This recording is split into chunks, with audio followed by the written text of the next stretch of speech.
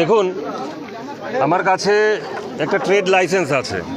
এই ট্রেড লাইসেন্সটায় লেখা আছে, যদি আপনারা একটু জুম করেন, লেখা আছে গোল্ডেন রেস্টুরেন্ট কাম বার।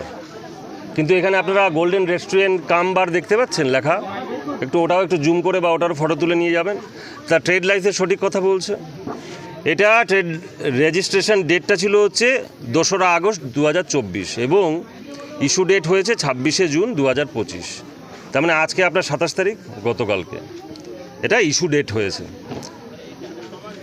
তো আপনারা জানেন, একটা কোনো কিছু করতে গেলে পরে পাশের জমির যে মালিক আছে তার থেকে একটা এনওসি নিতে হয়, একটা আন্ডারস্ট্যান্ডিং যে করতে হয়। তা এই যে যিনি এই জমিটা নিয়েছিলেন, পাশের জমির যে মালিক, তাকে বলা হয়েছিল এখানে একটা এই জমির মালিক আছে যে তার বলেছিল যে এখানে একটা বরফ কল হবে। আচ্ছা, বরফ কল হবে। আপনারা দেখুন, এখানে একটা ট্রান্সফরমার বসানো। তাহলে ট্রান্সফরমার একটা রেস্টুরেন্টের জন্য একটা তো ট্রান্সফরমার দরকার পড়ে না নতুন করে। তাহলে দরকার পড়ে যেখানে হেভি ইলেকট্রিসিটির দরকার।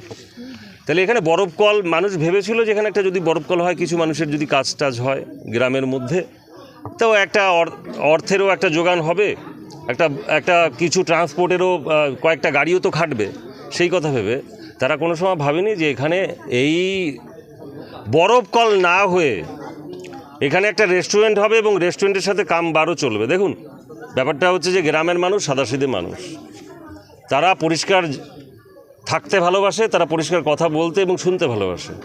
তাদের সাথে দ্বিচারিতা করা হয়েছে, তাদের অন্ধকারে রাখা হয়েছে।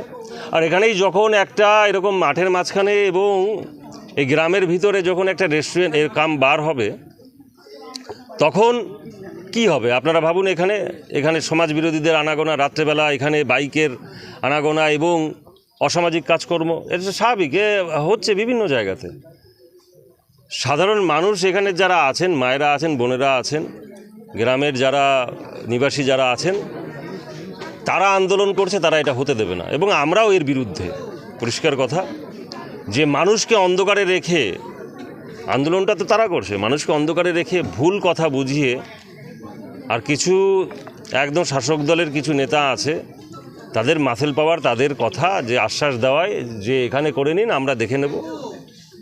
কিন্তু যে ট্রেড লাইসেন্সটা দেখাচ্ছেন, এটা তো পঞ্চায়েত থেকে দিয়েছে, কি করে দিল? আরে পেশ হচ্ছে, দেখুন কি করে দিল। ওই যে বললাম তো, আপনি ঘোড়ার ডিমও পাবেন।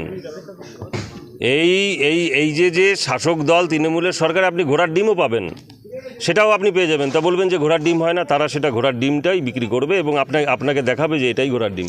সো এরকম অনেক ঘোড়ার ডিম আছে, যে জিনিসগুলো একরকম সামনে দেখবেন আর একরকম পিছনে দেখবেন।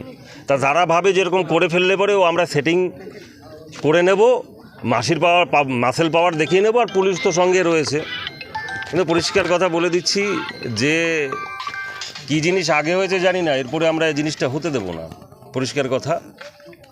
আর গাইঘাটার কোথাও হতে দেব না।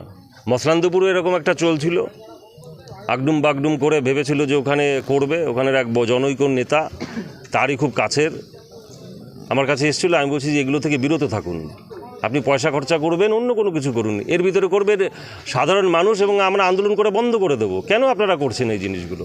তো যে এই গাইঘাটাতে যেখানেই করতে যাবে সেখানেই আমরা বিরোধী, একদম পরিষ্কার। যেগুলো আছে হয়ে রয়েছে, আমরা সেটা নিয়ে বিবেচনা করব, সেটা কোথায় কি করা যায় সেটা 26-এর পরে, ভোটের পরে।